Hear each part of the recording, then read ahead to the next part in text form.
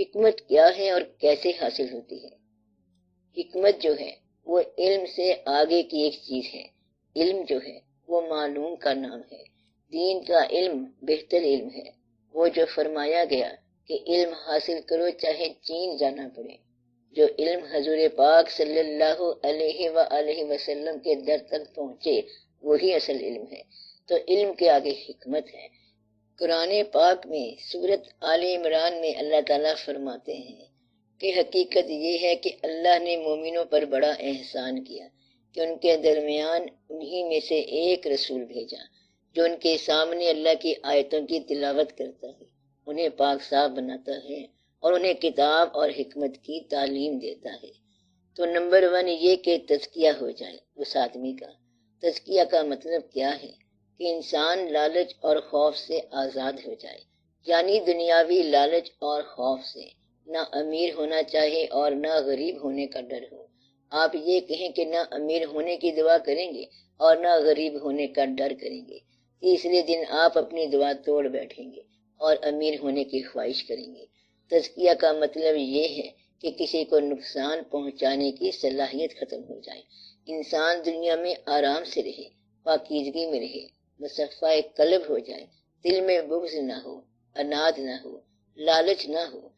مقصد یہ کہ اگر دل کے اندر یہ سب آ گیا تو وہ تو پاگل ہو گیا، مر گیا، فنا فی السقر ہو گیا، تباہ ہو گیا، برباد ہو گیا۔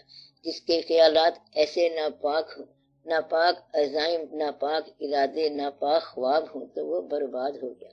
تو اس کا تزکیہ ہونا چاہیے، پھر اس کو کتاب اللہ کا علم ہو، اور پھر اس کے بعد کیا ہوگا؟ حکمت ہوگی۔ تو تزکیہ نفس ہو اور قرآن کا پورا علم ہو اور وہ تلاوت سے آشنا ہو۔ ہر شے تلاوت کر رہی ہے، تسبیح بیان کرتی ہے کائنات میں جو وہ چیز بھی ہے۔ کس کی تسبیح کر رہی ہے؟ اللہ کی۔ اس تسبیح کا آپ کو پتا ہو کہ کیا کر رہی ہے۔ رات کا سناٹا ہے لیکن رات تلاوت کر رہی ہے، سبحان اللہ۔ رات بول رہی ہے سبحان اللہ سبحان اللہ۔ رات کے سناٹے بول رہے ہیں، یعنی کہ ہر چیز تلاوت کر رہی ہے۔ درخت، شجر، ہجر، وحوش، طیور یعنی وحشی پرندے، جانور، سناٹے، ویرانیاں، آوازیں، ہر شے بول رہی ہے۔ کیا بول رہی ہے؟ تسبیح بیان کر رہی ہے۔ اپنا، بیگانہ، خویش، اقارب، سب لوگ یہ واقعہ ہو رہا ہے کہ تلاوت کو سنیں۔ آگے کیا ہے؟ یتلو علیہم آیاتنا، کہ اللہ کی نشانیاں بول رہی ہیں۔ صرف یہ بات دیکھو کہ اگر جنگل میں آپ جا رہے ہو اور دور سے دھواں اٹھ رہا ہے تو یہ نشانی ہے کہ آگ جلائی ہوگی کسی نے، کوئی مسافر بیٹھا ہوگا، پتہ نہیں تہاڈے انتظار چھوئے، کیا پتہ کیا ہو۔ بہرحال یہ نشاندہی ہے۔ رات کو اندھیرے میں دور سے چراغ روشن ہو تو پتہ چلتا ہے کہ اس میں آبادی کے امکانات ہیں، ورنہ جنگل میں کون چراغ جلائے گا؟ یا کسی درویش کی قبر ہے جو کہ خود ہی روشن ہے۔ تو یہ نشانیاں ہیں۔ منظر سے وجوہات معلوم کر لینا کہ یہ منظر کیسا ہے، یعنی کہ ہم اپنے گھروں میں پھول لگاتے ہیں، لگتے نہیں ہیں، روز مرجھا جاتے ہیں، اور ان کی قبروں کو دیکھو روشن ہیں، چمکتی ہیں، رونقیں ہیں، میلہ ہے۔ ہم روز سیاست میں میلہ لگاتے ہیں اور لگتا نہیں ہے۔ اجتماع کرنا بڑا مشکل ہے۔ کبھی کسی کو کہتے ہیں، کبھی پی آر او کو کہتے ہیں کہ یار جلسہ کرا دو، وہ کہتا ہے آج کل جلسہ بڑے خرچے کی بات ہے، 10 لاکھ میں چھوٹا سا جلسہ ہوتا ہے، کارنر میٹنگ۔ ایک آدمی کا میں نے بل پڑھا، سٹیج کے 3.5 لاکھ، اور سٹیج بنائی 7.5 لاکھ۔ سٹیج والا کیا کرتا ہے؟ سٹیج بنا دیا اور سامان اپنا واپس لے گیا، اور گورنمنٹ کو 5 لاکھ 7 لاکھ پڑ گئے۔ سارے اداروں میں ایسا ہے۔ تو اس سے کہا کہ 1000 آدمی کا جلسہ کرا دو، کہتا ہے 5 لاکھ لگیں گے۔ کہتا ہے کہ 10,000 کا جلسہ کرا دو، کہتا ہے زیادہ لگیں گے۔ یہ ایک الگ ادارہ ہے، اسے آپ آرڈر دیتے ہو۔ یہ ادارہ سیاسی نہیں ہوتا، کاروباری ہوتا ہے۔ کیا آرڈر دیتے ہو؟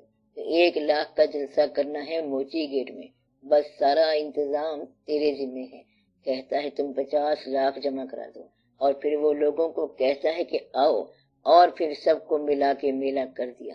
اور ادھر چاہے کوئی درویش ہو نہ ہو، فقیر نہیں ہے، ویسے ہی میلہ لگانا ہے تو وہ جائے گا، ڈھول والے کو لے آئے گا، طبلے والے کو لے آئے گا، گانے والی کو لے آئے گا، سب کو لے آئے گا، پھر جو نتیجہ نکلے۔ ہر شے کا ایک ادارہ ہے، یہ ہیں اسپیسیفائڈ چیزیں، لیکن ان سب کے علاوہ جو نشانیاں ہیں، اگر کہیں روشنی ہو یا میلہ لگا ہو تو یہ اور بات ہے۔ یہ جو لوگ عام جلسہ کرتے ہیں وہ ہزاروں لاکھوں روپے لگاتے ہیں مگر نہیں ہوتا، اور فقیروں کے ہاں بڑے جلسے ہوئے ہوتے ہیں۔ ایک آدمی اگر کہتا ہے کہ داتا صاحب رحمت اللہ جانا ہے، لیکن جس دن تنہائی ہو تو یہ جانا ہی نہیں چاہتا، یہ کیسے جائے گا؟ داتا صاحب رحمت اللہ تنہائی کدھر سے آئے گی؟ تنہائی تو کوئی کرنے نہیں دے گا ان کو، لہٰذا وہ تنہا نہیں ہوتے، اور دوسری طرف ادھر کوئی بندہ اکٹھا نہیں ہوتا۔ تو یہ اللہ والوں کے واقعات ہیں، نشانیاں ہیں۔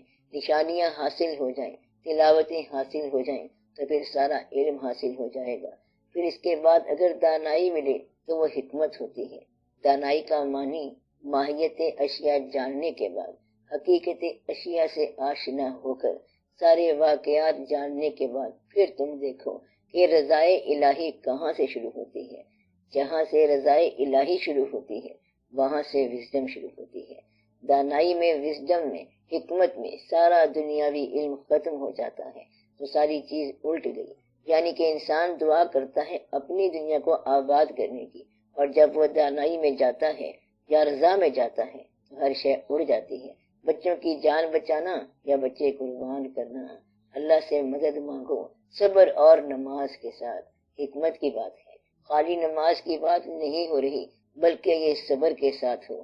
اب یہ الگ بات ہو گئی، خالی یہ نہیں کہ نماز پڑھ کے آئے گا مسجد کی اذان دے کر، بلکہ صبر والی صلاۃ ہو۔ تو مومن جو ہے اس کی نماز ہوتی ہے صلاۃ وذ صبر۔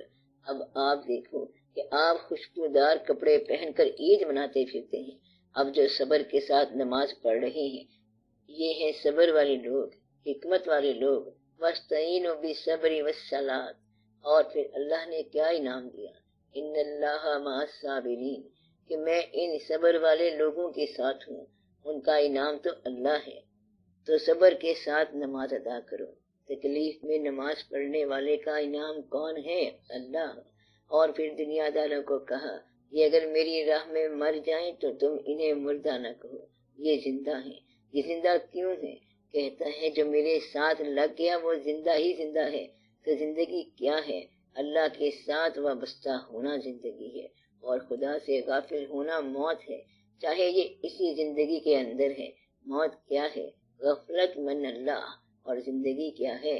بیدار مع اللہ۔ زندگی کیا ہے؟ اللہ کے ساتھ ہونا، بیدار ہونا۔ موت کیا ہے؟ اللہ سے غافل ہونا، چاہے یہ اسی زندگی کے اندر ہو، چاہے آپ میلے کے اندر ہیں۔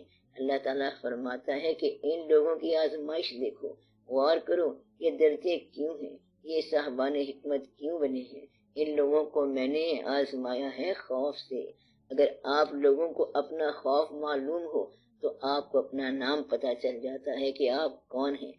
کہتا ہے بڑا خوف ہے، ڈی ویلیویشن ہو گئی، بینک میں پڑے پیسے کم ہو گئے۔ اب یہ آدمی کون ہے؟ کاروباری بندہ ہے، اس کا خوف کیا ہے؟ پیسہ۔ خوف سے انسان کا مرتبہ پتہ چلتا ہے۔ کہتا ہے مجھے یہ خوف ہے کہ ہم مر نہ جائیں، یہ خوف کوئی ذاتی قسم کا ہے۔ خوف یہ بھی ہے کہ ملک پاکستان کہیں آگے پیچھے نہ ہو جائے، چلو یہ بہتر قسم کا خوف ہے۔ یہ بندہ بہتر ہے، ذاتی کی بجائے ملی طور پر بات کر رہا ہے، اس کا خوف بہتر خوف ہے، ذاتی خوف سے باہر نکل گیا ہے۔ ایک آدمی کہتا ہے کہ مجھے خوف ہے کہ اسلام نہ مٹ جائے، اب یہ جو ہے یہ اسلام کا محافظ ہے۔ کربلا میں اگر آپ دیکھو تو خوف اس بات کا تھا کہ کہیں کوئی ظالم بادشاہ مسلمانوں کے نام پر نہ آ جائے، لہذا وہاں سٹینڈ لینا ضروری تھا۔ تو خوف کے مقام سے صاحب مقام پہچانا جاتا ہے۔ خوف کے درجے کیا ہیں؟ الجو، بھوک۔ اب بڑے آدمی کو کیا بھوک لگنی ہے اور کیا پیاس لگنی ہے؟ تو پیاس سے بچہ اگر آواز دے تو پھر پتہ چلتا ہے کہ پیاس کیا ہے۔ تو خوف، بھوک اور پیاس یہ واقعہ اس مقام کی طرف لے جا رہا ہے۔ خوف بھی بلند اور بھوک بھی بلند، باقیوں سے نرالی ہے، جو ہر طرح کی بھوک، ملنے کی بھوک، جانے والوں کی بھوک، گزر جانے والوں کی بھوک، حادثے میں شہید ہونے والوں کی بھوک۔ تو بھوک بھی بلند، خوف بھی بلند اور شوق بھی بلند۔